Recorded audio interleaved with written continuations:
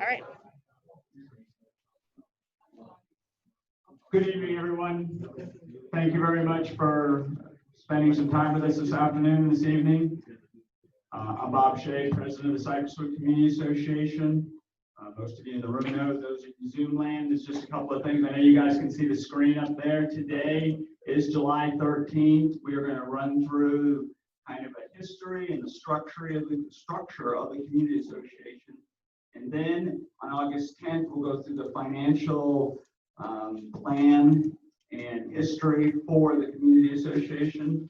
If you have any questions about the presentation you're going to hear today or this evening, please either send them to your president or you can email them to me at the Cypresswood Master HOA at Gmail, and I will send it off to your neighborhood president for answers, hopefully.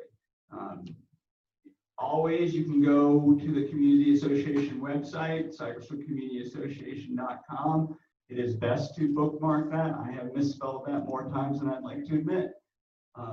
But it is out there. There's a lot of information, including the access to this meeting, which everybody on Zoom land who is watching has obviously been successfully able to navigate. Next slide, please, Savannah. All of the information from this presentation to the board will be available on the community's website, again, cypresswoodcommunityassociation.com, and it will also be emailed to the presidents who can email to their boards and to their residents if they choose, or have it available to email to their residents and for their reference going forward. Okay. The Cypresswood community started in the early 1970s by John and Ella Wood with a desire to develop a country club community with all the associated amenities. The Wood family hired world-renowned golf course architect Ron Garl from Lakeland to design an 18-hole championship golf course to complement their vision of this community. All 18 holes opened in 1974. Next slide, please. The Cypresswood Community Association, the body that governs the community as a whole, was formed in 1981. There are now 14 neighborhood associations who are independently operated. The 14 presidents of each neighborhood association form the board of directors of the Cypresswood Community Association. The Cypresswood Community Association is not a homeowner association, rather an association of associations. It's a very important part of the process or the structure. The Cypresswood Community Association functions as a not-for-profit business for the benefit of the community. Next one, please. There are 1,061 home sites in Cypresswood and over an estimated 3,000 residents. Little city we have.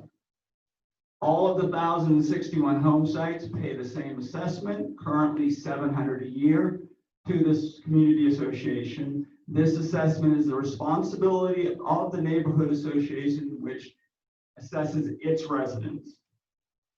Each of the 14 neighborhood associations have unique expenses that differ from association to association. That is why I believe every one of the 14 HOA neighborhood associations have different annual assessments when it finally gets to the residents. Next one, please. In the 80s and 90s, with our community growing and thriving, the developer continued to provide financial support for all of the community's amenities and assets, including operational shortfalls.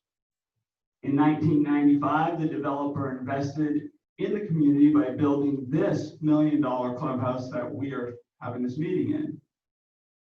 And in 2000, the developer invested in the community by renovating the golf course, including the putting green complexes, much like the current renovations this summer, which, by the way, are going very well and construction's almost over. And then the growing starts.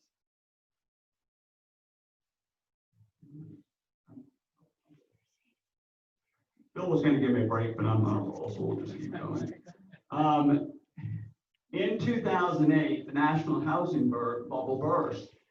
and led to a significant loss in recreational spending affecting the country club's operations. As the growth of housing sales in Cypresswood slowed considerably, there was no incentive for the developer to provide funding for the recreational amenities to the extent that was previously done. In 2011, the developer relinquished control as president of the board of the Cypresswood Community Association to the neighborhood associations, who then elected Jim Lammer, then the president of Cypress Pond, as its first president.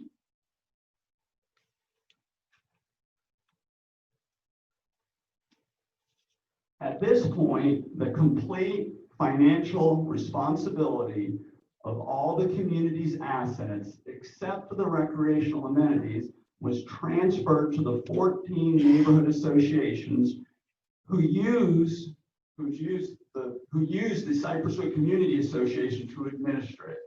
That administration is largely done by a core group of unpaid volunteers.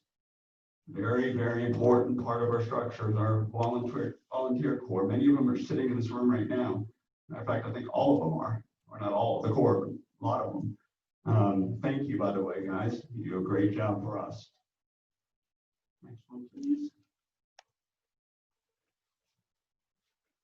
In 2017, the board of the Cypresswood Community Association unanimously approved a 50-year lease for all of the recreational amenities. Once that happened, the Cypresswood Community Association became financially and operationally responsible for the community and its assets. These assets are the front entrance fence along Dundee Road, the front entrance sign, the traffic control building and gates, all landscaping along common roads, 14 miles of stormwater drainage pipes, swales, and ponds, 3 community outflow pumps, 5 miles of paved common roads, all common road, street, and traffic control signs, a junior Olympic-sized swimming pool, 6 tennis courts, a wellness center, clubhouse buildings, golf course, and associated lands at approximately 140 acres.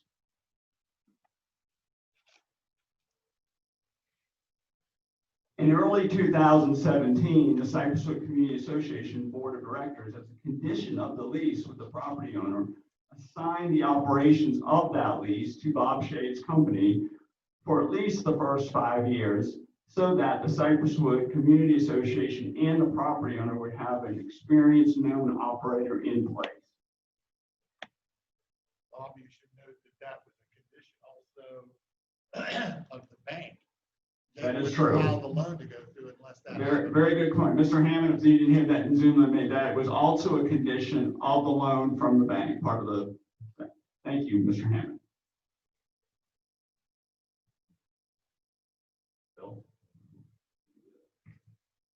Bill Shire is going to take this part. Thank you, Bob. Smaller. Hi, Zoomers. Hi, audience. Thank you all for being here tonight.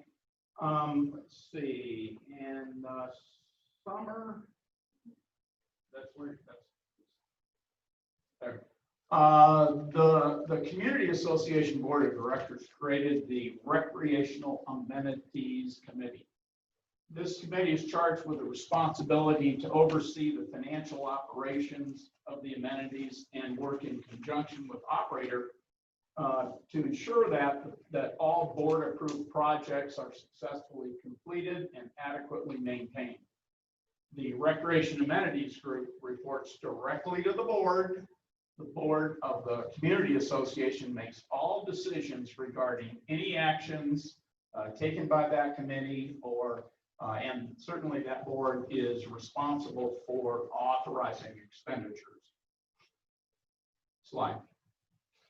In the summer of 17, I think we might have skipped one. I went back. Thank you.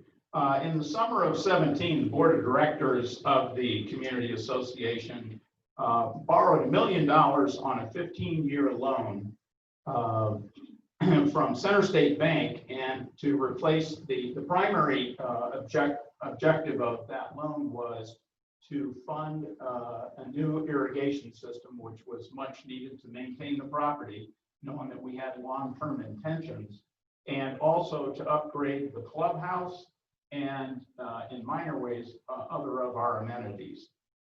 The board agreed to increase the community association assessment by $150 in 2018, and again another $150 in 2019, bringing it to a total of $300 a year. And in 2020, that was the base of that portion of the total budget. In the summer, slide please.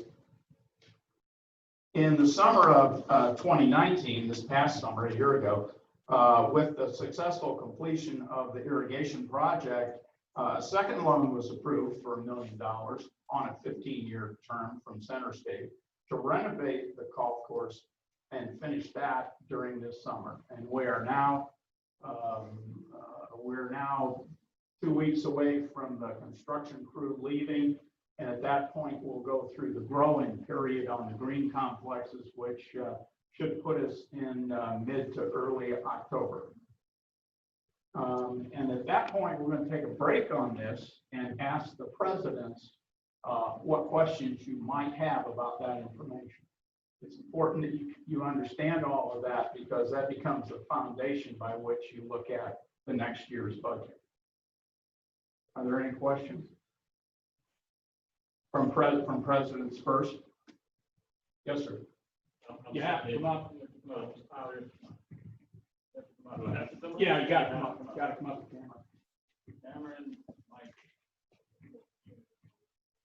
Thank you.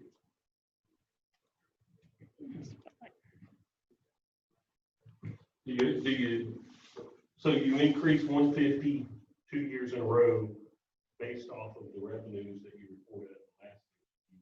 You foresee having to, solely based on the 2 loans, you foresee a shortfall just to repay back the debt. Are we going to increase the dues? Regardless of COVID or the unforeseen things, just based off of the cash flow and the 2 loans. To pay for the loans, the 2 different loans. No, the $300 assessment will adequately cover the 2 loans and the interest for those 2 loans. Thank you. Any other questions? Yes, ma'am.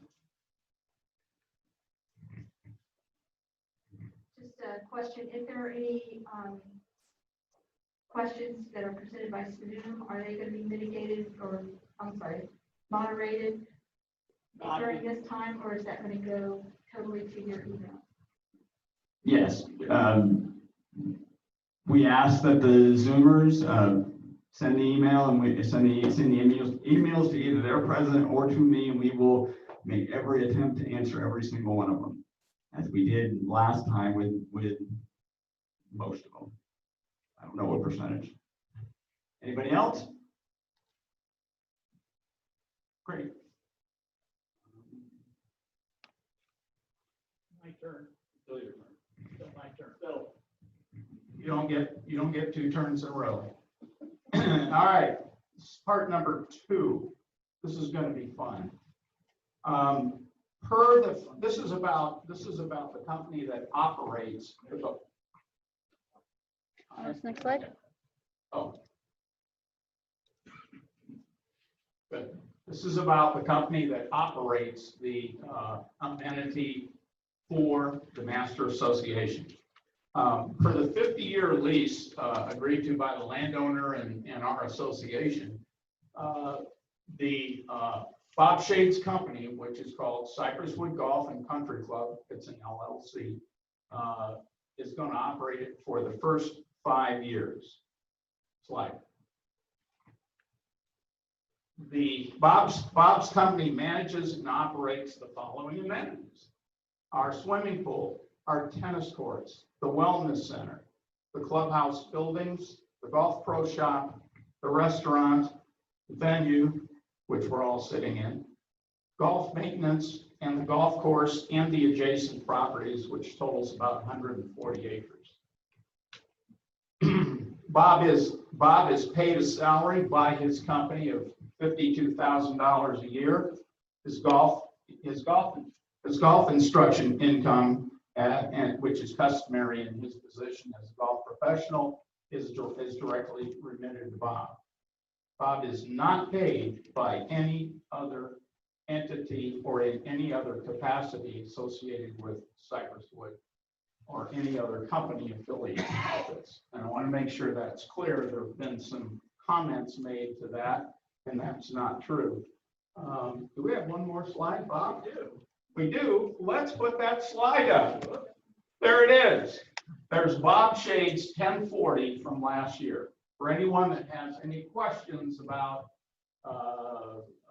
how Bob's treated financially within this organization, it's been said here and it's reflected on that, and that's available for anyone to inspect. Do you have any questions on that?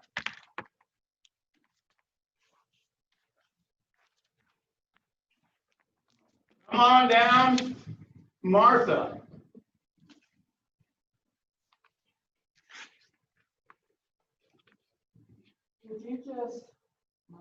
Would you just clarify that when the pro shop collects money for people playing golf, and all that money goes into a pot, that Bob is basically our city manager and he's using that to pay all of our bills? Well, that's sort of close. All the money that comes into the pro shop would be used for all expenses directly related to golf, but there's other things that happen because when you have guests and they need amenity cards, they come into Bob's Pro Shop to get those cards, or when you're new here and you get your clicker for the front gate, all that paperwork goes through Bob Shade's office. There's probably other things. The wellness center is collected there, but again, all of those revenues are run through Bob's company, and all the expenses are run in Bob's company to be paid with those the revenues that come in for those things. Oh yeah, because the community association is a not-for-profit association. What we need to do is keep the ability to create profit out of the master association and get that stuff used up. When we hit the time that we, I wasn't going to breach into this, but I might as well. We hit the point in time that we have revenues in excess of expenses, we will assess the golf course as a member of the community association and pull that money into the master association as a dues assessment, just as we pull a dues assessment in from each of our HOAs. Did I cover that right, Jim Hammond? Yeah. Thank you. You're right on. Once in a while. Yes, ma'am. Sorry. No, why we're doing this? Thank you. My question is regarding a timeline for what is the plan for the following for Mr. Shade's position he's active now. At what point are we preparing to hand that off, or is that this is going to be in perpetuity? Mr. Shade should probably answer that, but I think I can. There's not a plan that I've been part of the discussion of that talks about when Bob Shade is gone. Right now, the goals are to get our revenue producing product, the golf course, in good shape so it can produce as much revenue as possible. And at the end of the 5-year process, there will be a committee that will review the situation and determine what happens next, and that's consistent with Mr. Shade and our committee. Thank you. That was my concern, that 5-year timeline. Didn't know if we had critical path prior to that. Well, we're halfway there. Right now, we're halfway there. And so we got 2.5 years to go. We should expect that sometime within the next 1.5 to 3 years to be at full revenue, that we'll have a product that should produce full revenue. We don't know what that'll be. We don't know if it's COVID-free. Those are the unknowns that we deal with in that. Bill, you can restate the question. The question I'm going to ask, because several people have asked me, in the second loan, does it also have the 5-year caveat for Bob, making it total 6 years? That I don't know. I'd have to You look. need to find out. Jim Hammond asked if the second loan also had. I always assumed it was based on the first. Well, I kind of think it is too, but I've been asked that a bunch of times now. Okay. And I think we ought to put that in our discussion somewhere. Okay. Okay? That'll need a little bit of research. The question was, the second loan, which was put in place recently, did it contain the same 5-year caveat? Because if it did, then that would extend the timeline that we've been talking about. And it may have been, it wasn't the intention, I know that, but we'll look at that and we'll report that back. Okay. Thank you, Jim Hammond. Come on, more, please. Martha. I'll restate it for you. I have been asked that if the golf course has 100 rounds a month, and they're $20 a round, then why don't you have $2,000? $20,000, sorry.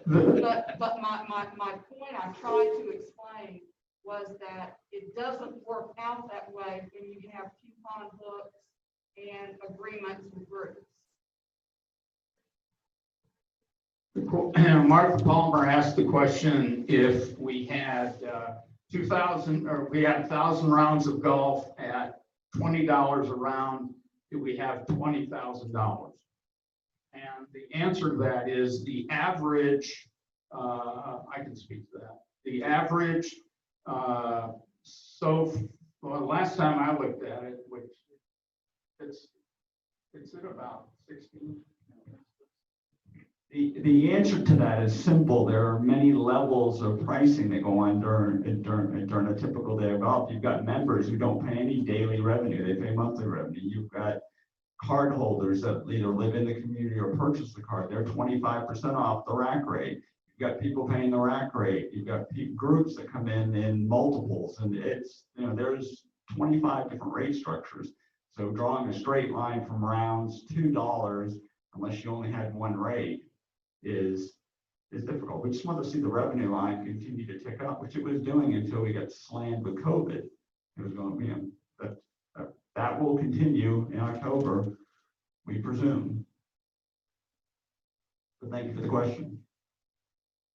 Anybody else? Anybody want my social security number? Should I put up there again? Yes, Tyler. All right, I don't want this to come across the wrong way. I think we probably understand. I just want to put that out. Thank you. But just trying to track the revenues from the pro shop. If you're paid a salary and it's a fixed salary plus the lessons, certainly deserved. I want to make that clear. The profits from the sales, whether it be the restaurant or from the pro shop, do those enhance your salary, or does somehow that trickle back to offset other costs that we're not aware of, or where do those profits go? Those profits go back into the operation to pay expenses. And that reduces the subsidies that the RAC has to pay for, such as the fertilizers. That the board, the RAC would recommend to the board that the board would approve, yes. Okay, so whenever the RAC pays for herbicide applications, fertilizer applications, if the total cost of, let's just use herbicide, is $4,500 for an application, if there's $1,000 of profit from the pro shop, that would reduce that herbicide application to $3,500? Theoretically. Okay, and that's being tracked like that? Yes, in a roundabout way, because it's being paid directly by the community. Now, like we said at the beginning, the August financial meeting will lay that out, so it's very, very clear to all the presidents and all the Zoomers how that is tracked from the community association back, because it's done where the community association pays, let's use Helena Chemical as an example. They'll pay that directly to the entity. So that operational reserve that the board approves at each meeting is an operational offset that we will show that conduit between those two numbers at that meeting. And it'll become clearer, but the format that was set up back in when the lease and the loan were being negotiated isn't as clean as anybody would like, but it is very transparent, and we'll be able to show that transparency at that meeting. You're welcome. Speak to the audit.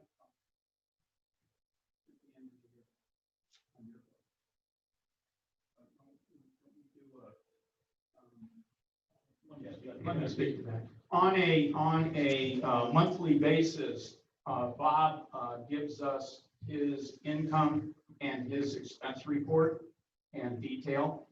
And we review that in committee. So that would show if he generated cash during that period, that cash would remain in his bank account to be used the next month or for whatever things we come up with that need to be paid. The community association books are reviewed by an independent audit firm, by an independent accounting firm, and there's a written audit analysis of the community books and that's a condition of the loan. So we look at detailed transactions. All presidents get a copy of the community association transaction register. I think they get the transaction register. They can get it. Yeah, I know. Yeah, I pour through the income and expense for the community association every month. That's my responsibility as a president. And Bob's, our review of that is done in committee by the amenities committee, on which sit 3 or 4 presidents and 1 or 2 presidents also in attendance, because our meetings are open meetings. That was annual, you said that audit was annual. The review is done monthly. The audit is an annual audit.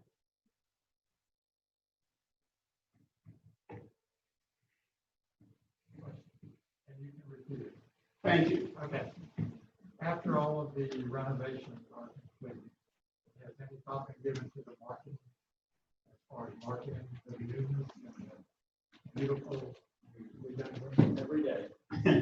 Yeah, we're, Already started. yeah, I'm, that's an area I hope that I have been very active in. It's where the way my mind works. We have a lot of things we want to do. We want to know, though, that we want to know what are we walking into. We don't know what the effect of the pandemic is going to be and what we're going to be capable of. We're looking at a number of things now. We have some plans that we've discussed from the beginning in the amenities committee. And there are some things that we physically want to do on the golf course that I look at more as marketing things. There are areas that need to look better than they look.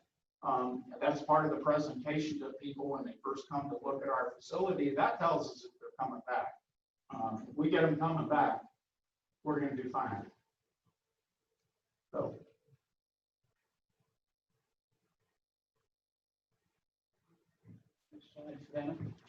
Next slide. So after or because of the meeting, you have something else? No, I'm gonna stay here. Oh, good. I'd like to have you right there. We received, do you have a question, Don? I do, yeah. Based on, you're just talking about marketing and golf courses. What do you anticipate is going to happen with the green fees or the rates once the project's complete? Are they going to remain where they are? Are they going to be increased? my anticipation is the rates to be higher than they have been in the past because the product will be much, much better. With that being said, it's completely market driven by the East Polk demographic that we live in. Until we get the word out to demographics that are outside of the Polk County market, and they will drive here to play.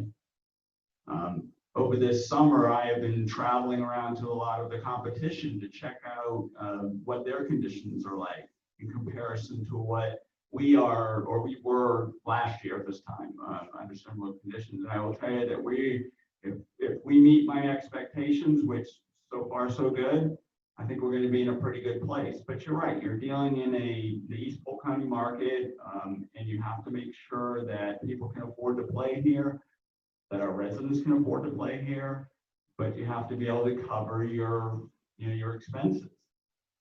So that is a very, very tricky endeavor as you go through that. Making it cheaper doesn't necessarily, get you more dollars. It just makes you look cheap.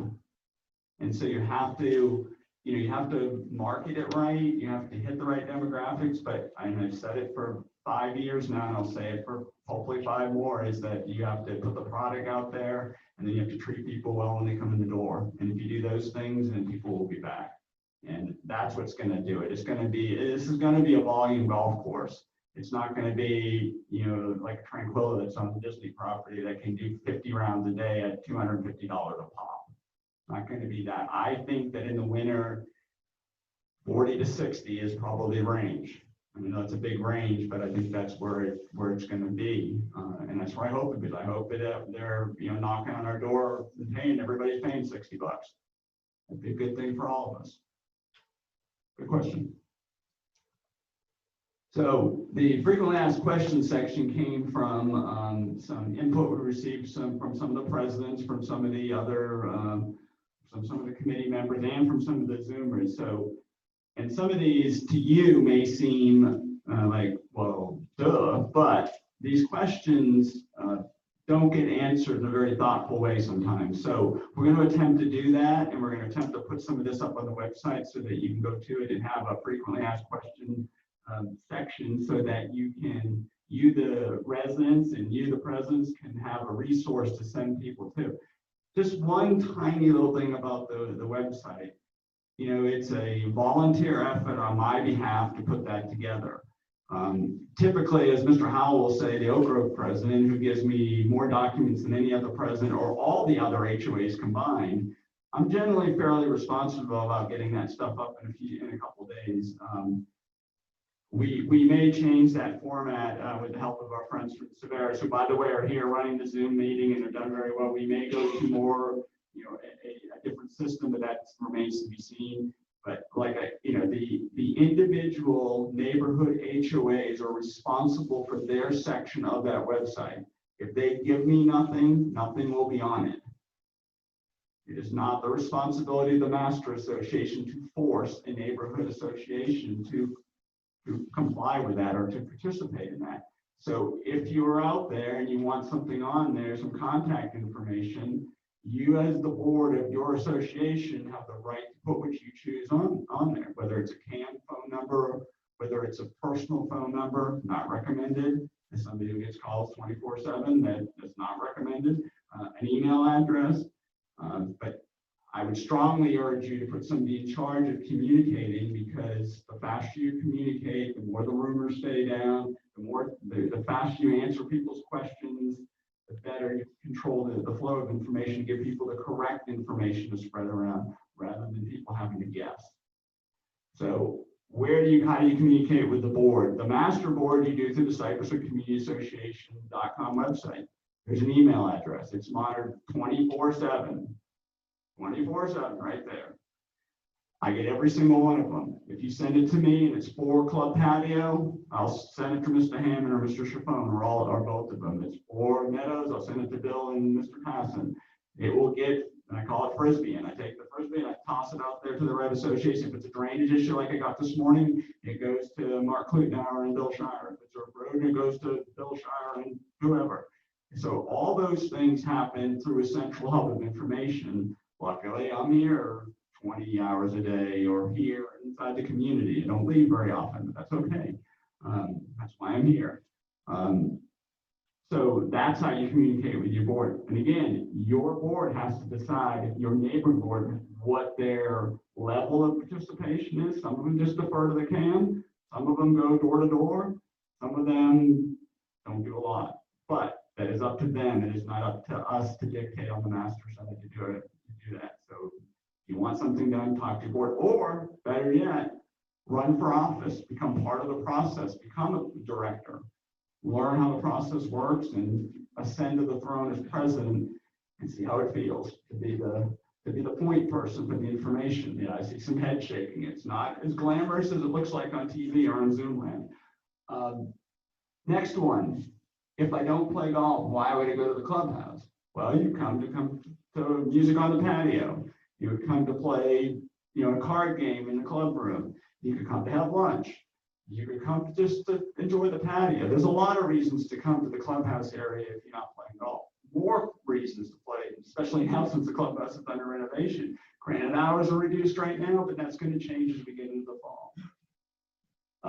A question we receive often, or I get, almost every week, is why are big trucks allowed to damage our roads? We have 2 property owners that have ingress and egress rights. We can't stop them. They don't participate in the expense of the road. They have ingress and egress legal, so we can't stop them. These are the vehicles that drive through our gate all the way down, and they're going into Buckman, and they're I don't know, they're dumping whatever fertilizer. I don't even know what's in the truck, but it's not toxic, it's not biodegradable, it's legal. And that's really all we can do. We also have the Grove truck servicing the back road behind Oak Grove. Those are the 2 big trucks. We also have things called school buses. And probably the worst offenders in the whole community are the garbage trucks. How many garbage trucks do we have flying through Cypresswood on a weekly basis? We have 3 in Oak Grove where we live. They come down there and turn in our cold. They have to make a 3-point turn because they can't make the turn every single week. So it's why we reserve for roads.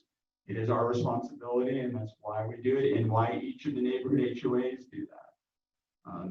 It's part of financial prudence, something we need to really look at going forward.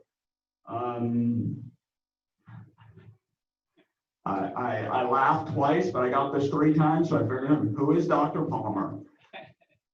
Martha Palmer, Dr. Martha Palmer, who spoke a couple of times today, was selected as the chair of RAC. She is the president of the Enclave HOA.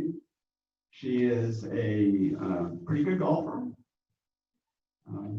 Her new clubs came in today, by the way. Yes. See, I knew that we're going to charge. I'm all excited. It's like Christmas.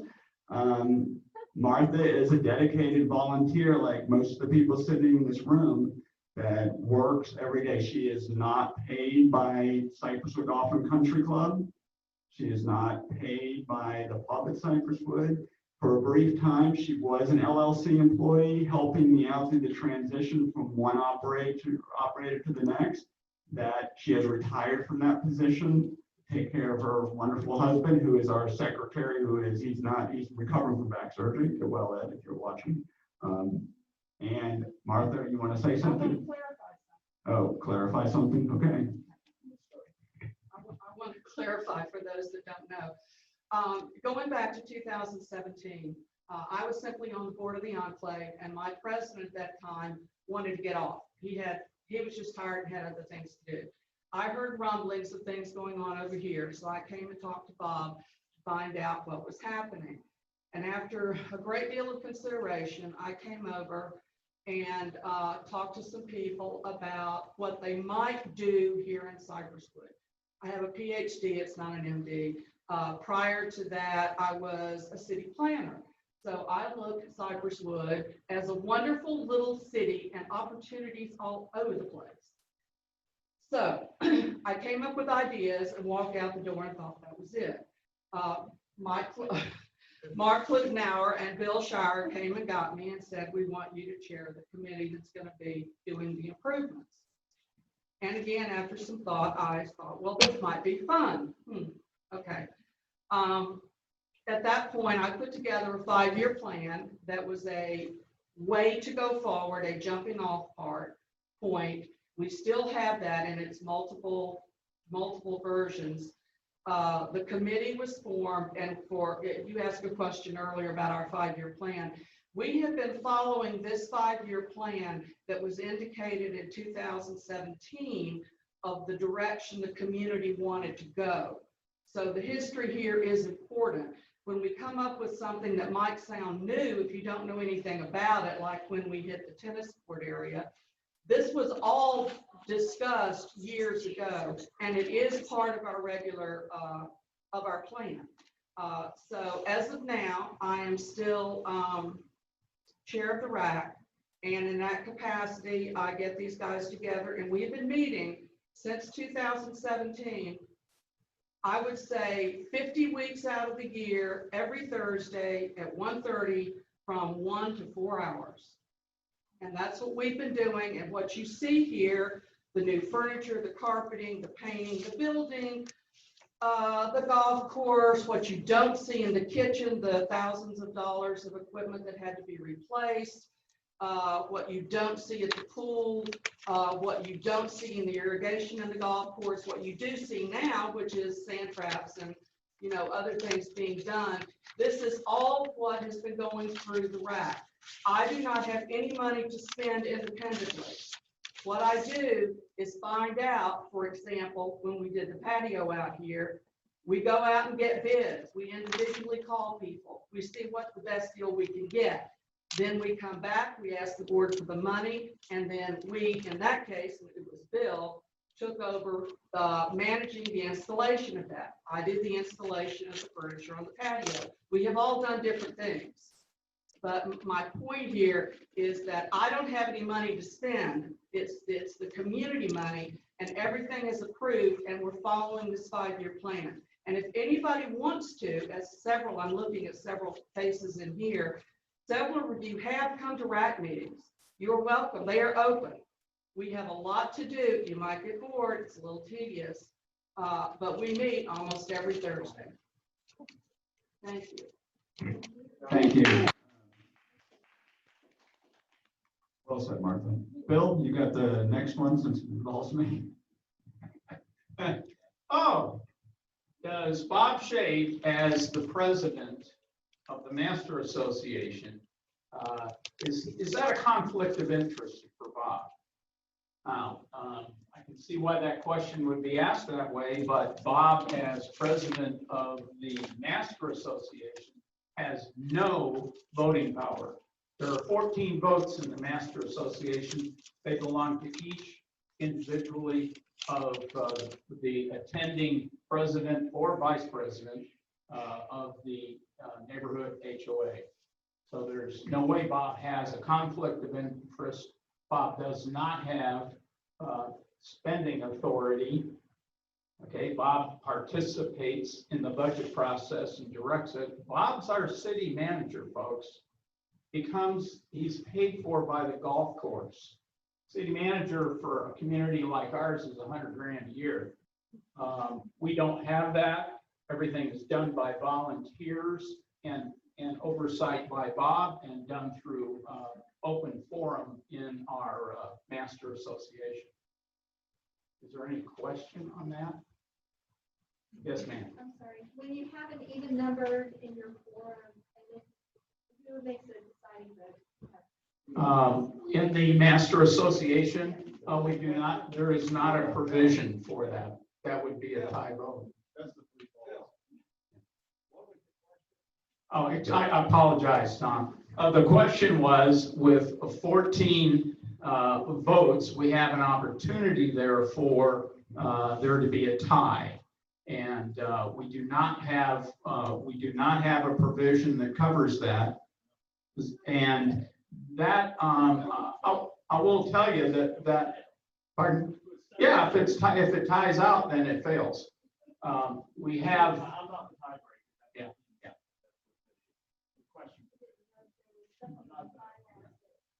Nope. You know, if we have in the practical world of that, if we are, each of us that sit as a president, it is our responsibility to get ourselves educated on what we're voting on. For those of you who have a lot of concern about these loans and the improvements we're making on the amenities, come on to a RAC committee and watch what goes on. I mean, we grind over the smallest details for the longest time, but we're doing it out of trust from all of our constituents here. So there's no conflict of interest. There really has not been any vote that we've ever taken as a board, and I've been on the board for an awful lot of years, that I can recall that was close like that. It just, generally our interests run the right direction, run all in the same direction. Good question. Thank you. And the last question is, why are budgets done in the summer when all of our snowbirds are away? Well, it's because the budget process takes a long time to do. And right now we're working on 2021's budget. We could not have started, if we wanted to include our snowbirds in that process, we would need to wait until probably November, December. And I mean, all of us in here that are presidents know, we got to know what our number is and what is the amount that the Master Association is going to assess my local homeowners association. We want to know that number in October so that we can give proper notice to our constituents in our HOA, our homeowners, proper lead time to hold our meetings to get our budget in place, because we start collecting money starting in January. So that's why the budget process has always been done through the summertime. I've served on the board and worked on budgets since the early 90s. It's just always done in that fashion, so that next Monday night, Fred Wilson will present the landscape budget for that segment. The following month, we will present the drainage and road. And we review and approve those budgets one at a time. And traffic control will come after that. And along the way will come the recreational amenities committee. So those are the 4 categories of budget. And those 4 things are what make up the portion that the Master Association assesses. Last year, that dollar amount was a total of $700. That included the $300 we talked about earlier. And then the other $400 of that was traffic control, road and drainage and landscaping, and miscellaneous things, insurances and administrative costs. Those aren't budgeted out that way.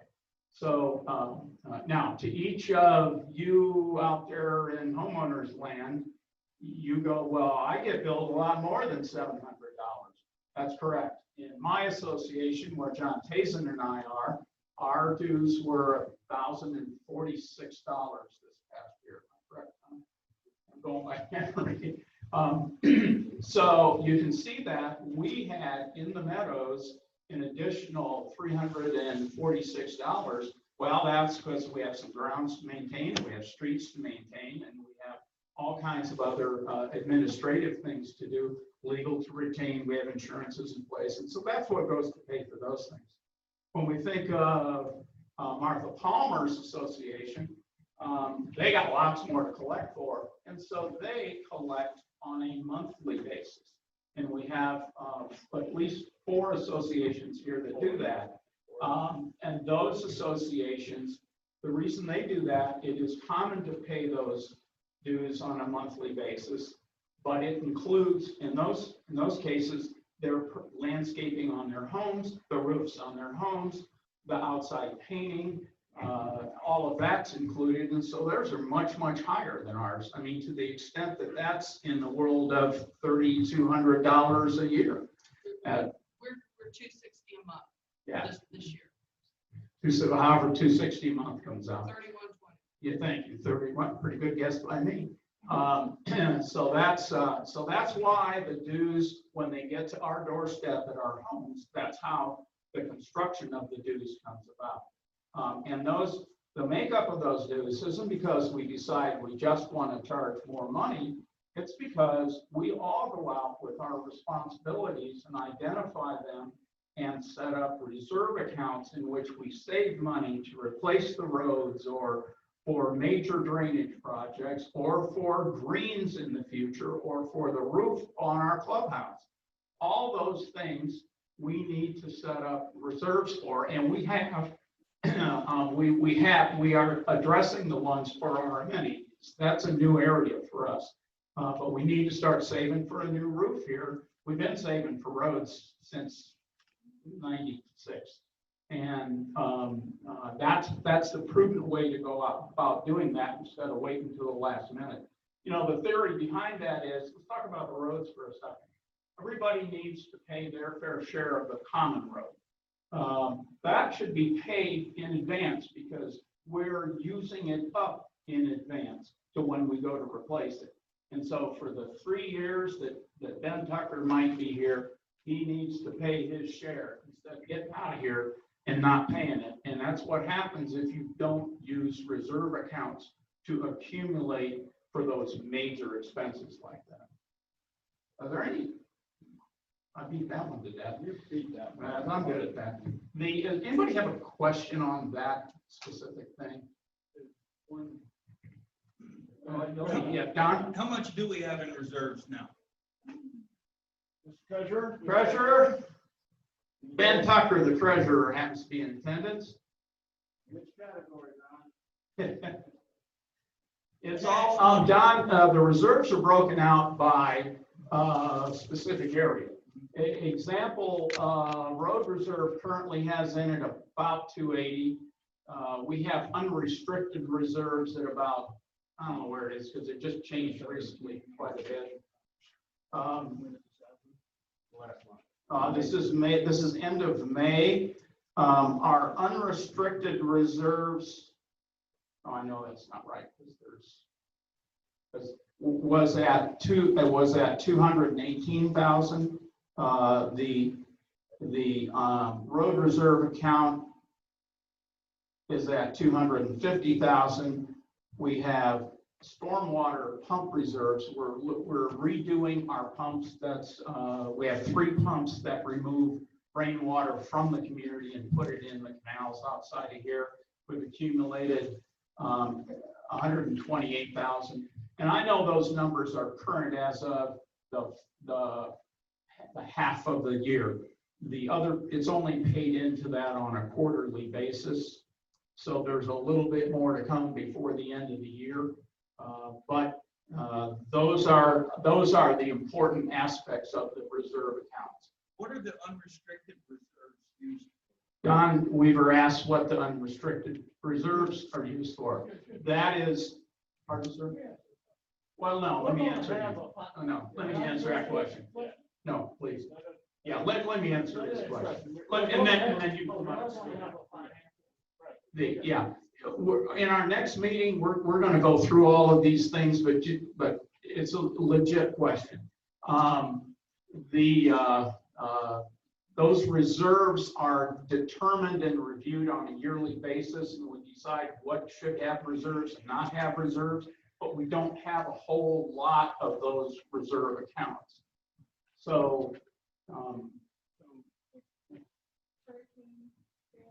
No, and again, the unrestricted reserves is basically the association's checking account to pay expenses off. But remember that if let's say roads budget is 100,000, only use 80, 20 of that generally is dumped in unrestricted reserves until it's allocated further. But again, keep in mind that Bill Shire can't spend $5 unless the board directs him to.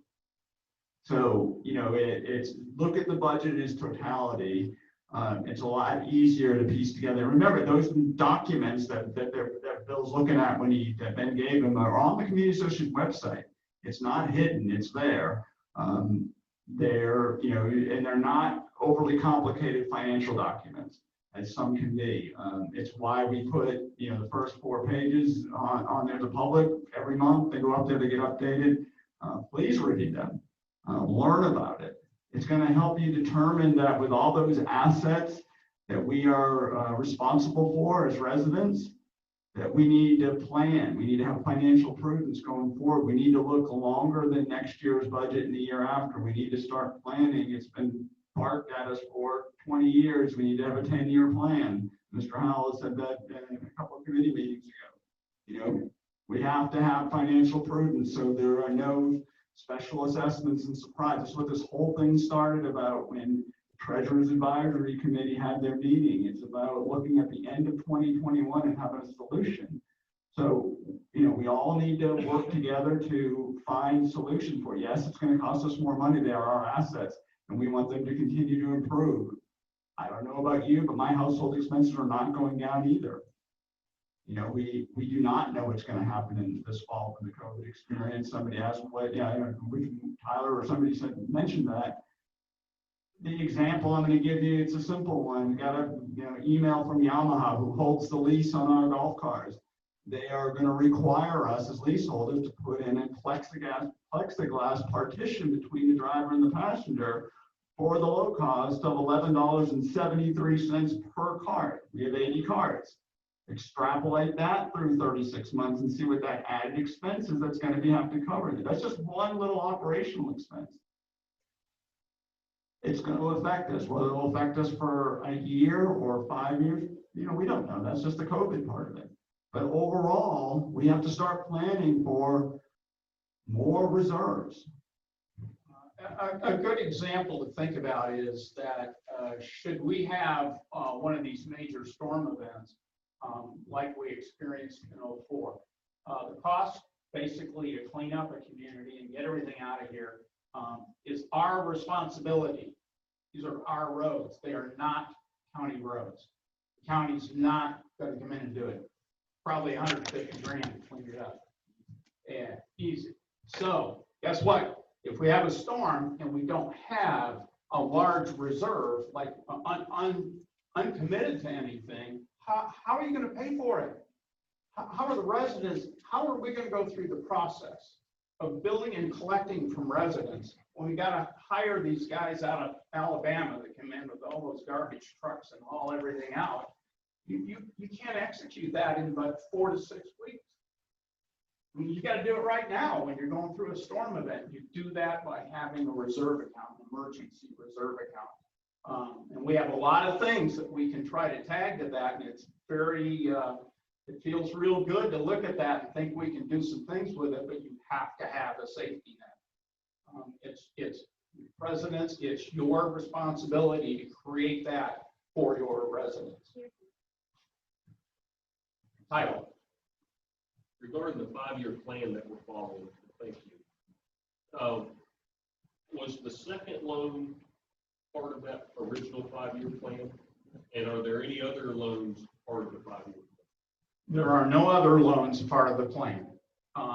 We knew that when we started this, we knew that we were at the way past the end of the life of the greens and that we would have to reestablish the greens. We did not know how fast that would come at us. The reason that we saw it in that light was we know we didn't have good irrigation for what we had. So we attacked irrigation first, and then food and medicine at the same time to feed fairways and things. And then the greens just hit the end of their life. Our greens should last. You should plan on a life of about 12 years for greens. Our greens are 20 years old, sort of at the end. That's why they look so shabby. They were so thin. And then when that happens, then your play goes down and your rates go down. Now you don't have money to do anything with, and you get in this corner. It's our intention that we're going to establish reserve accounts to address things like that in 5 and 10 year kind of forward-looking plan. Is there, as part of the RAC or whichever committee would be the one to address about it, is there another? Greens seem like a pretty major budget line item for running a golf course for it to sneak up on us when we were having a discussion about making loans 2 years ago. Is there anything from the experience of Bob or any of you guys that certainly know more about golf courses than I do? What's the next big ticket item that's going to sneak up on us? Are we going to redo the fairways? We're going to redo the ponds? What are we doing next? So Tyler asks, what other things should we be looking at to set reserve accounts up for and plan for in the future, looking at longer timelines, more than 2 years, looking at 5-year and 10-year and even 15-year plans. I can tell you from the things I work on, roads, we look at the crown roads, those are the ones that don't move water. The crown, and most of our common roads, or all of our common roads are crown. The typical life we apply to those is 15 years. But we don't have them all on the same cycle, so they come up at different times, and sometimes that's convenient in how your money is piling up in there. But when we look at things like replacing the stormwater pumps, that's been a big challenge because the pumping industry's gone, the water pumping industry's gone through a lot of changes. What we looked at 5 years ago was $250,000. Today, there's stuff you can do that with that's under $100,000. So in the case of those things, it was more difficult to plan.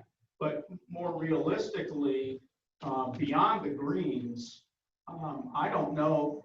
Yeah, well, when we get into the amenities, now it's just a whole lot of different things to look at.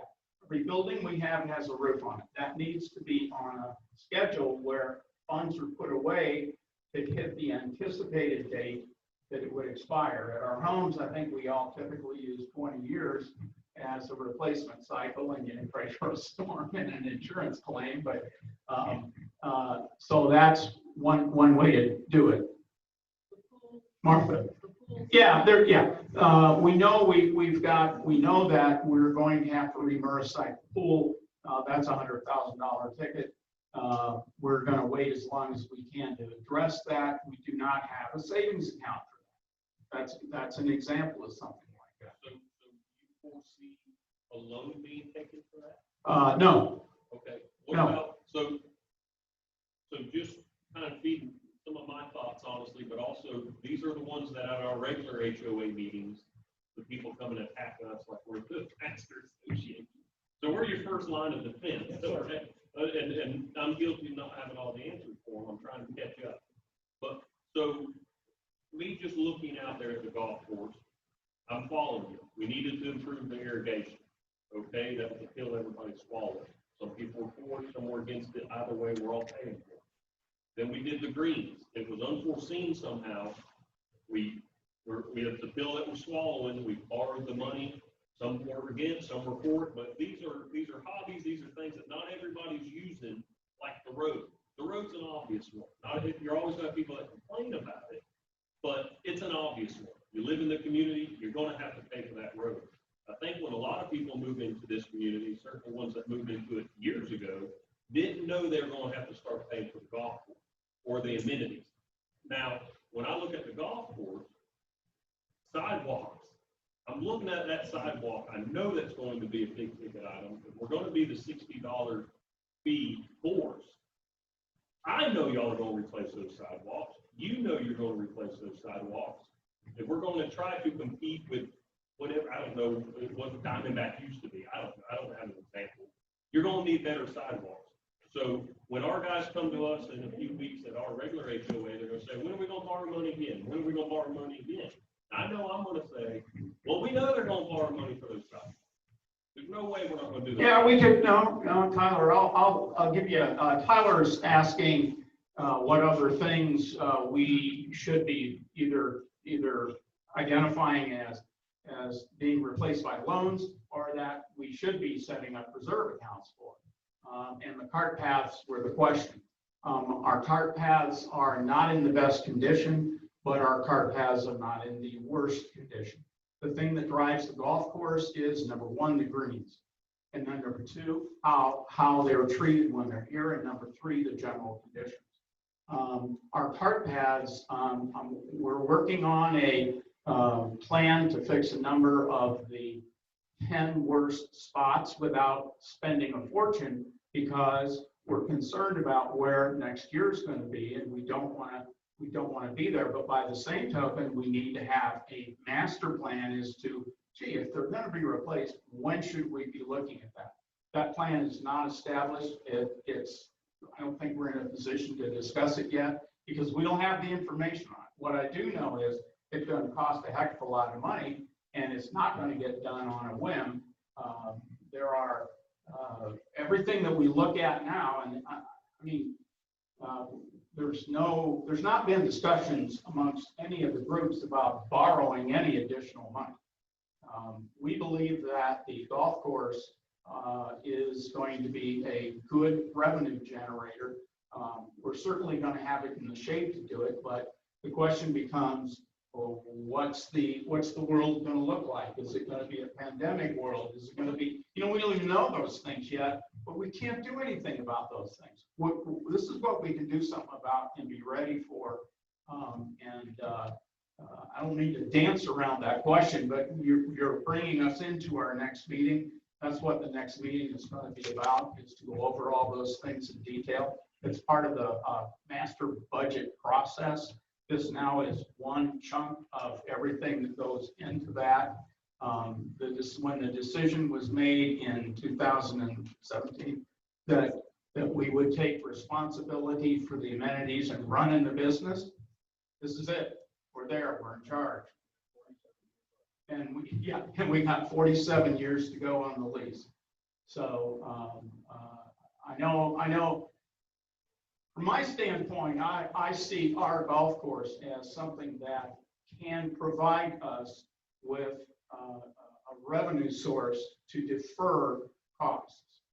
And when I say, I don't want to say it's going to make us money, because it's not going to make us money, but it will have an impact of lowering its impact on our assessments. Other things that impact our assessments, we don't have any control over. Okay, if we have 3 different hurricanes in 1 year, we're going to have 3 different expense cycles to take care of, and that is what it is. It's just as any city would do it. Cities, they'll bond themselves out of that, and they'll acquire money in that fashion.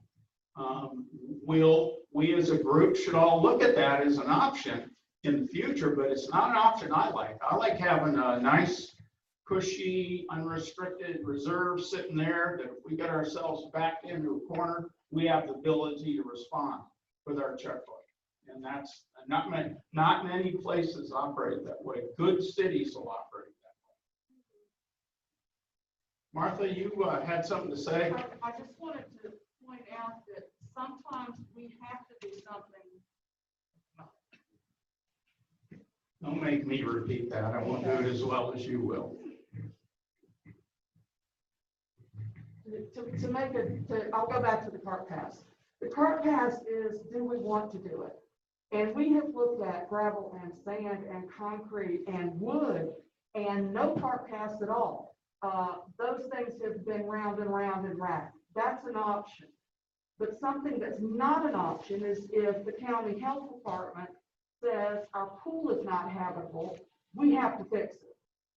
So with the rack, if something breaks, like the roof here, or an outside entity like the health department tells us something has to be fixed, that's number 1 on our next do list.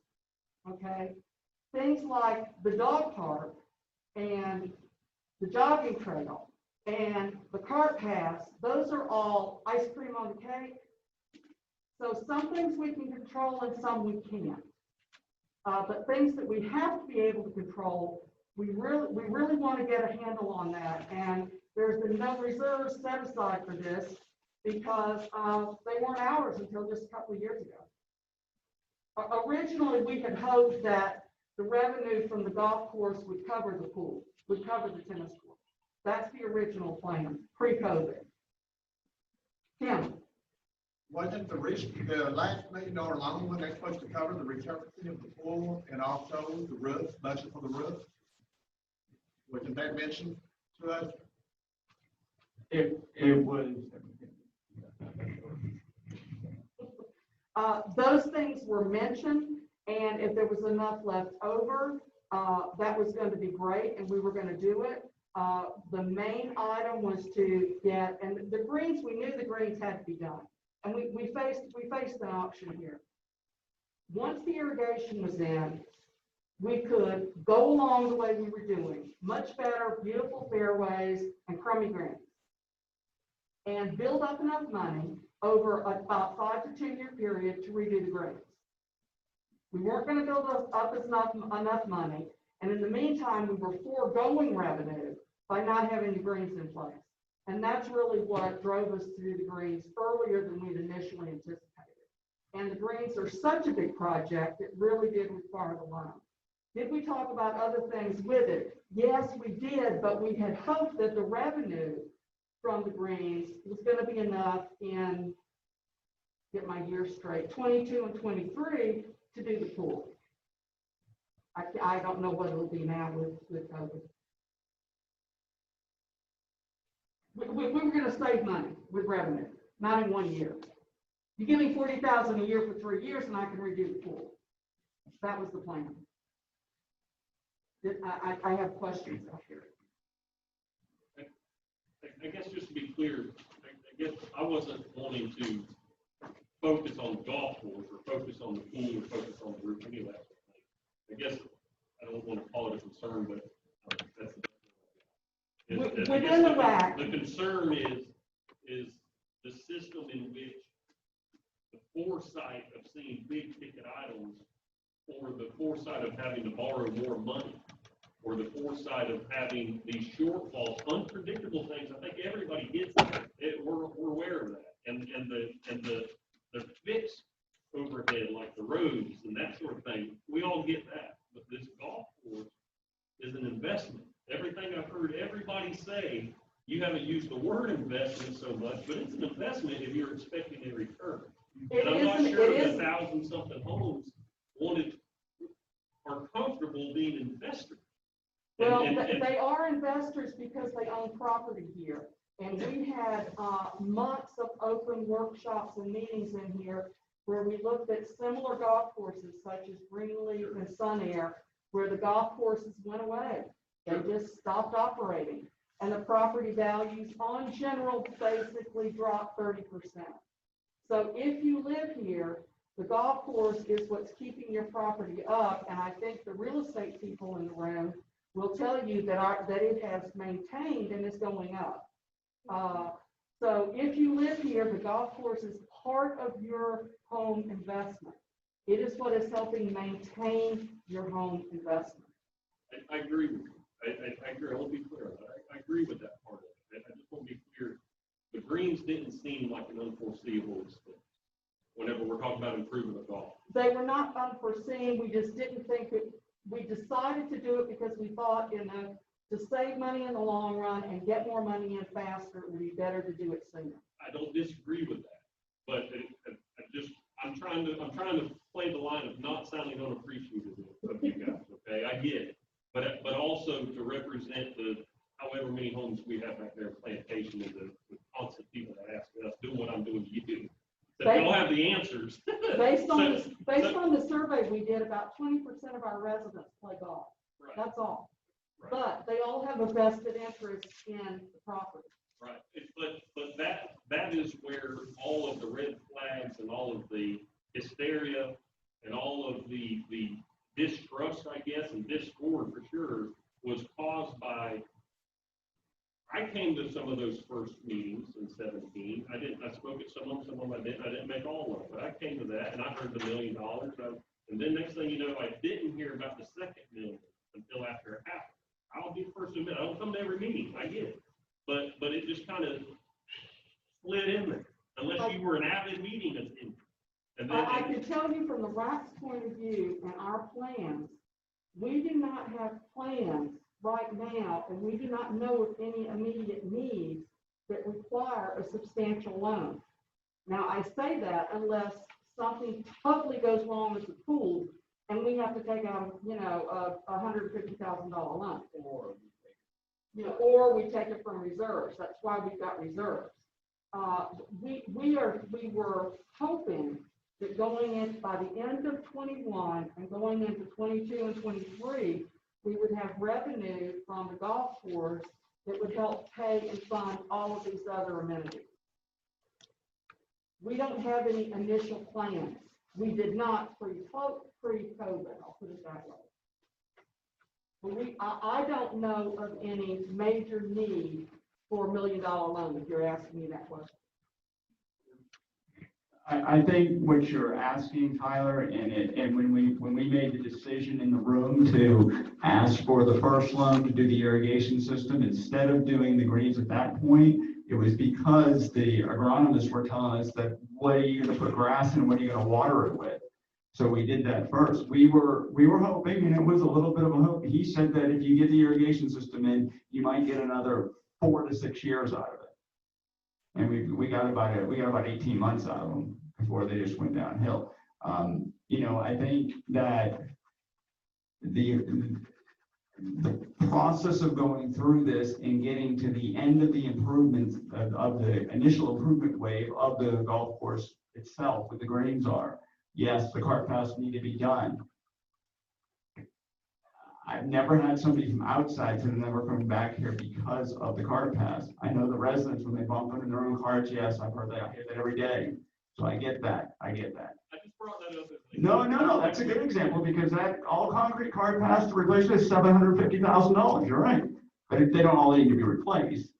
And we found some pretty good solutions, we think, that can kind of mitigate that to a point. But if we're not having, as a community association, not having to use monies for operational reserve, which we'll get into at the next meeting of what those dollars are, and we're able to cash flow on that side on a normal basis, then the golf course will be assessed, and there will be monies put back into reserves to pay some of these other things. So yes, are there challenges ahead? Of course. I mean, we do not have a crystal ball. You know that as well as I do. But that's where the plan was, and it just got sped up by the second thing. But I do not know of anything that would cause us to get a third loan. There's nothing in my window that I could see that we can't handle through our current resources.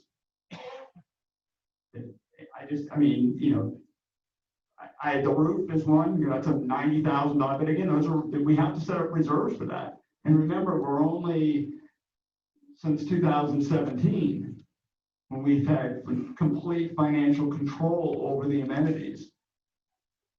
So that, again, we have to set this in. That's why we have to do that. That's what the Treasury Advisory Committee is charged with doing, is setting up these reserves. We got to see what it takes dollar-wise to maintain our assets in this community.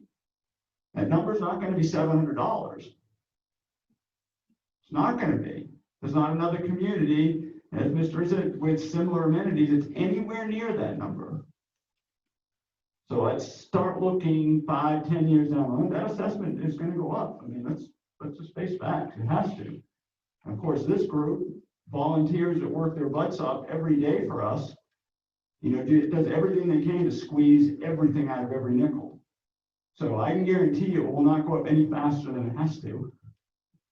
But we need to set up a real financial plan that shows the residents, what it's going to cost to live here. I mean, that's what it has to be. It just has to be realistic. It has to be financially prudent. We don't have a developer supporting us on the back end. It's us. So we better plan for it so we don't have to do surprise special assessments or, all those other things that have to come along with those things. Mike, did you have a question? Yeah, you got a lot of grass growing out here. Do we have the equipment to cut it? We do. Yes, the question was, do we have adequate machinery to maintain the golf course as it is? We do. Thank you. That's a good question. Any others? Mr. Howell.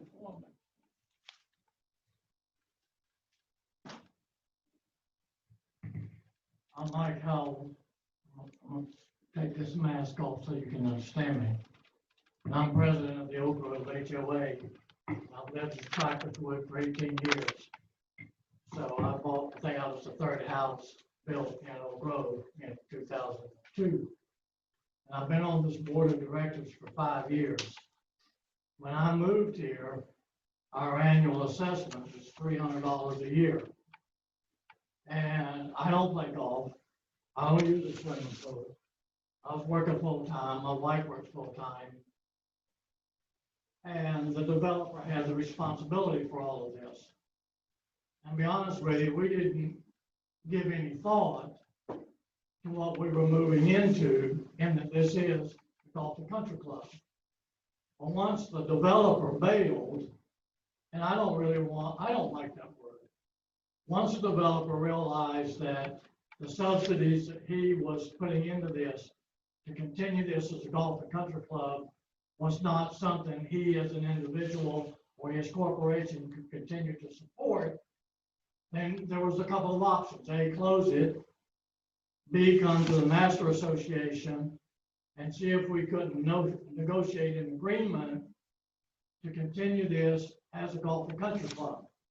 And if that was going to be the case, then we, the residents, in effect, through the 50-year lease, became the owner of the golf and country club. And now it's ours.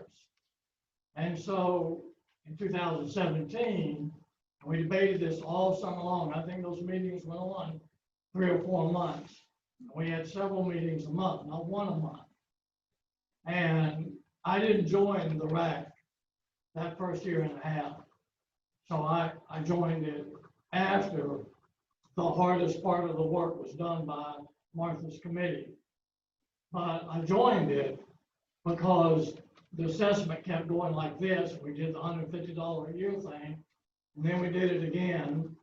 And in the meantime, in my own HOA, we had in that same time since 2017, we raised our own HOA assessment over $200 a year.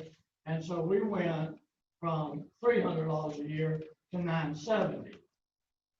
So in looking forward, and now being on the RAC committee, and I've been on it for a year and a half, I've been on the Treasurer's Advisory Committee, and I've been on that now for 2 years.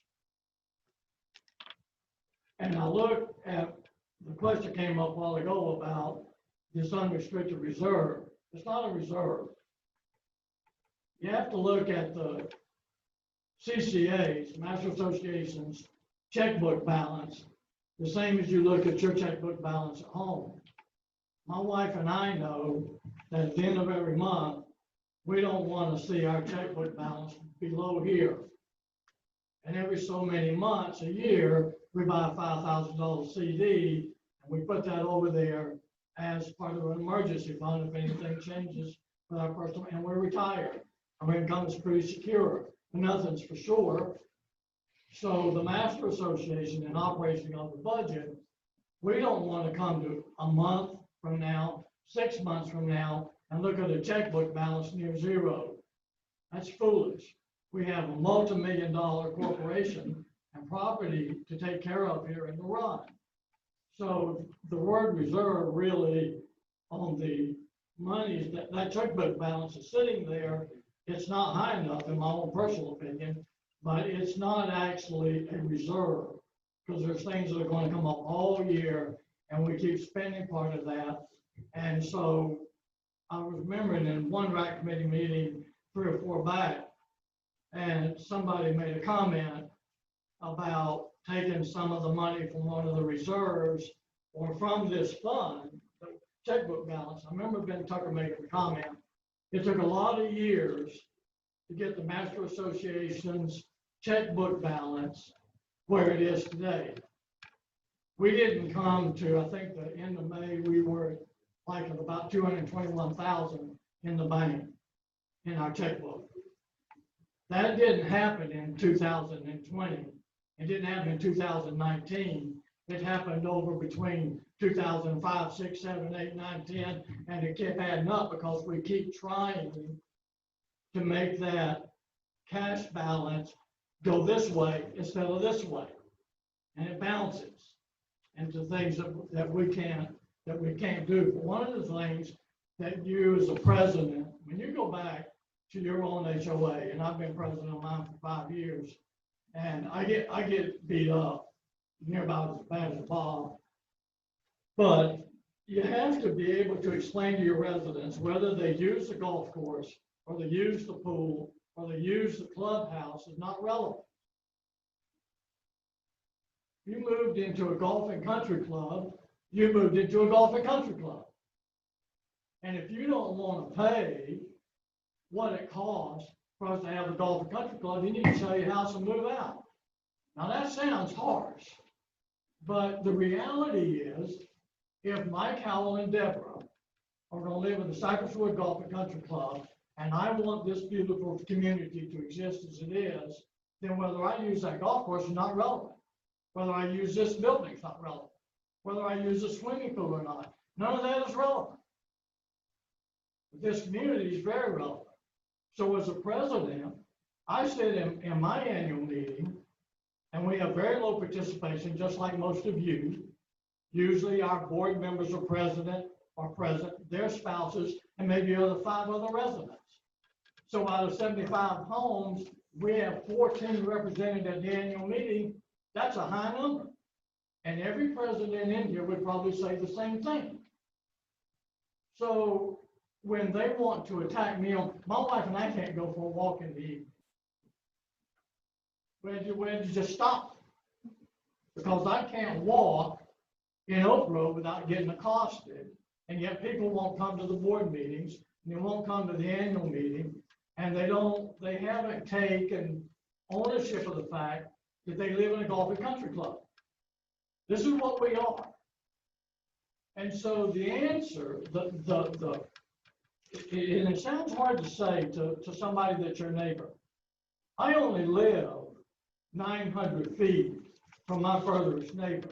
There's 2 streets. So I can reach anybody's house walking in 5 minutes. So it's hard to say to them that it's going to be this, but it's because of what we are. And if that's something that you can't pay or you resent paying, then you don't need to live in a golf and country club. And my wife and I, we talk about that. I said in a RAC meeting, and John Wood was there, and I've said it in the Treasurer's Advisory Committee. At some point, our income's basically fixed for the rest of our life. At some point, every time that and that's what we're doing, we're taxing ourselves. Every time we raise the assessment, we're taxing ourselves and taxing all of you. And I've said it several times in the meeting. There's a line up here that says at some point, if we get to this line, Mike and Deborah Howell are going to sell. And we got to go live, we can't live in a golf and country club. So that reality is in our face. So when Martha comes up here and she makes a statement, or Bill stands up here and says, we sit in that RAC committee, you don't want to go to those meetings. Trust me. We talk about some of the nitpickiest stuff to make you nauseated. And every once in a while, I turn around to Margaret and I say, or to Martha, I say, can we talk about anything else?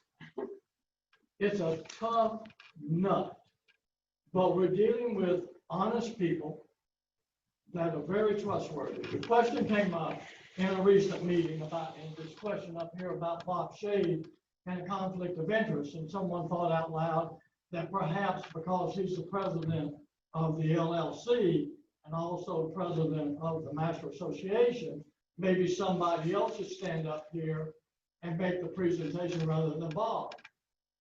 And I said in that committee meeting, Bob Shade was elected unanimously by this board of directors. He has the complete confidence of this board of directors. He has the complete confidence of every committee chairman that lives here.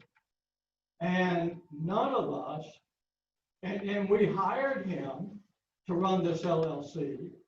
He's seriously underpaid. He should be receiving a salary from the LLC and from the Master Association. I made a comment several months ago to John Wood about this very subject. And he said, well, you're right, but I hope that we can keep it a volunteer position for a few years longer. And I said, well, go out a few years to tell me what you see. And his comment was, we're not going to find somebody like a Bob Shade to put in the hours that he puts in for this salary. And he thinks who said to me, he sees the time coming when Cypresswood as a whole is going to be run by an outside camp. And away go our local boards, and we're just going to be run by some outside association. Well, I don't, I just said, I want to know what he's thinking, so I just think I understand. But I don't want Cypresswood, if I can help it, run by some outside organization. I like the fact that we have 14 HOAs in here, 14 presidents, vice presidents, we have committees, and we're all neighbors. And we are the reason that we exist and that we're maintained properly. I did a thing that's coming up in my HOA board meeting in August on a rolling 5-year period. And I don't know about your HOA, but in Oak Grove, we have a 40% turnover every 5 years in home ownership. Now, that's a lot of new people on a 5-year basis to continue to keep them up to date to where we are and how we got here. But I can also tell you that the lowest priced home that is sold in Oak Grove in the last 2 years has been $210,000, and that's for 1,400 square foot heated. Our home prices have soared, and it's true all over here. So I hope I'm helping by telling you this, because our faith, the bottom line of all of this is, when we signed this 50-year lease, we took our fate in our own hands. And I want to say one other thing about the golf course itself. And perhaps I don't know your name, sir, but it comes from the question that you asked. And I said this in RAC committee meeting, and I've said it in the TAC committee meeting before COVID hit. I don't ever see the golf course as being a big profit center. My hope is that we can get it to be profitable, but I never see it making a lot of money. And there's one of the real big reasons for that is that there's too many golf courses. Now, slowly they're falling aside, but as long as we've got, if you look in your Sunday Lakeland Ledger, on one of the inside pages, there's 4 or 5 golf courses that operate, that advertise right here. And you go there and they give you their daily rate to play, and you can play, and so it's there. And that competition has a direct bearing on what we're able to charge for people to play golf here. Can we raise the cost to golfers to play here once we made all these improvements? Maybe. But you know, when you look at the golf course, the question come up about the irrigation, the first loan. And that first loan, the main target of that was the irrigation. It's like you got to do the infrastructure before you can build a house. So the irrigation was the first part of the infrastructure. Look at this road out here. They can't do anything about the road until they move all the utilities out of the way. And so that's going on. So we put in the irrigation. And then the rest of that money that first year was spent, we run into much more cost. This entire kitchen back here had to be replaced. It was actually dangerous to operate. There was so much leaking, gas pipes and stoves and that kind of stuff back here, and freezers that didn't work. It was dangerous. So we had to spend more money back here on this kitchen than we thought. But we got it done, and we still had money to do a few other things. We did make some improvements to the pool area. But then come this year, and if you think back to 2017, we mentioned in the 2017 workshops that we were going to probably have, no, we didn't say probably. We would do phase 1 with the first loan, and then we would have to borrow another $1 million to finish the projects that we had on the board that we thought were doable. When the time came and we did the second loan of $1 million,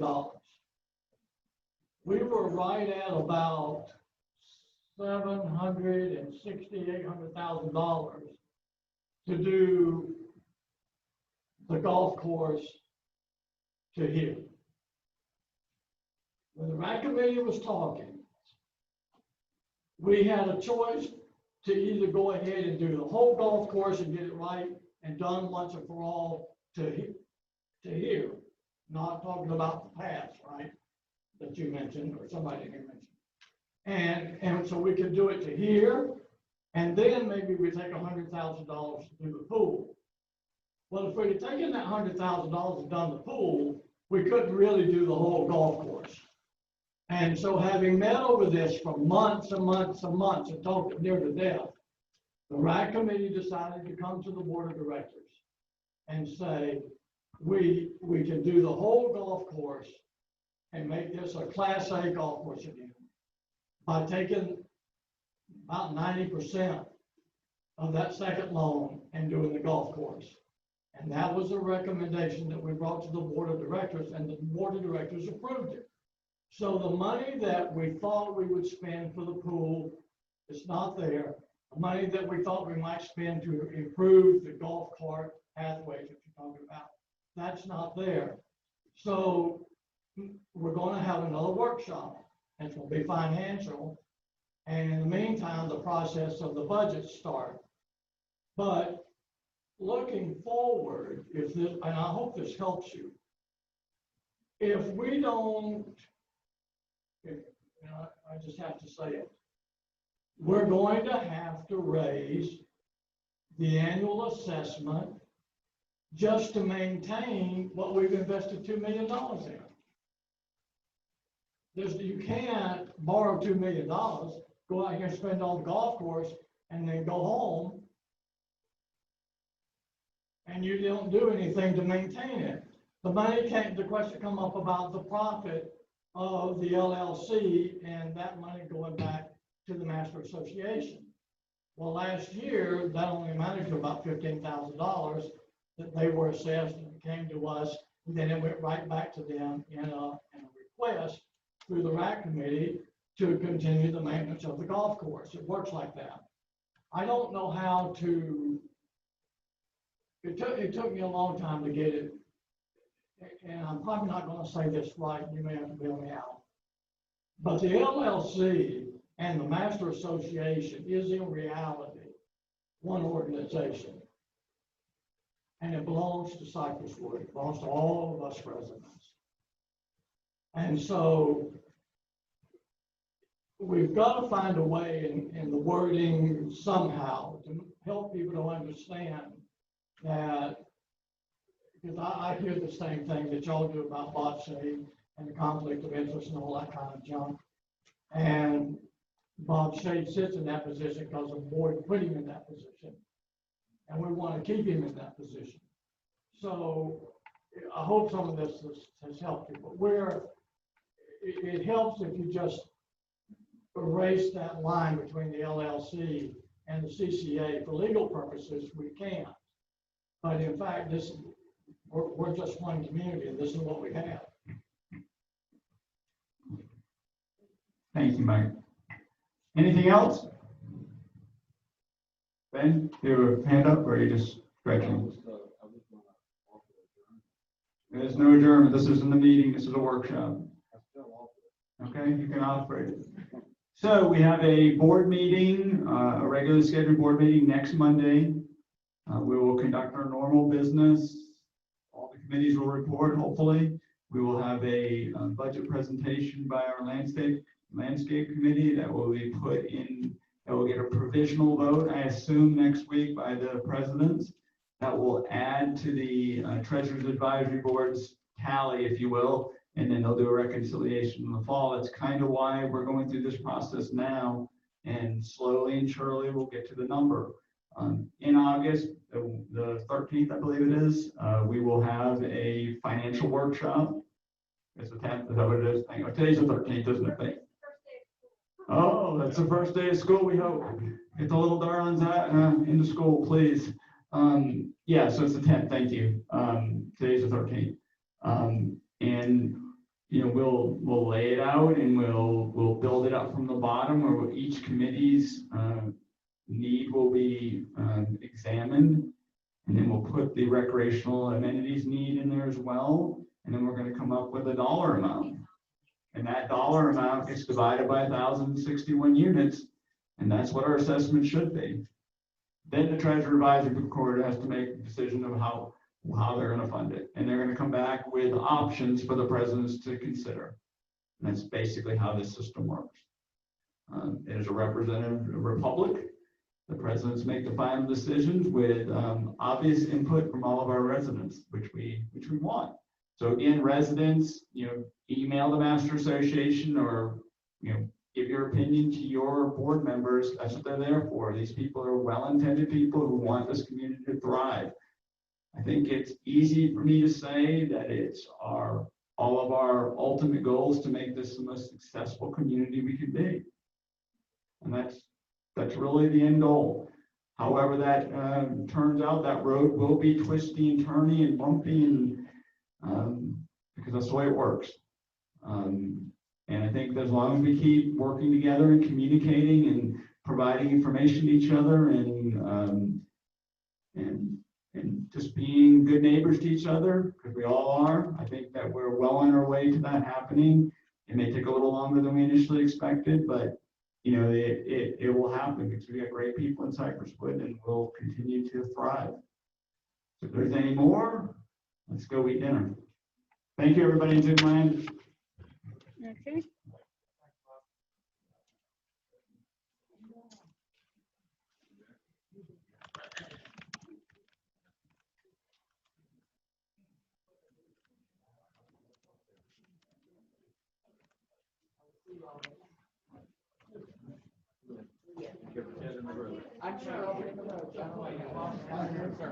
Safe trip.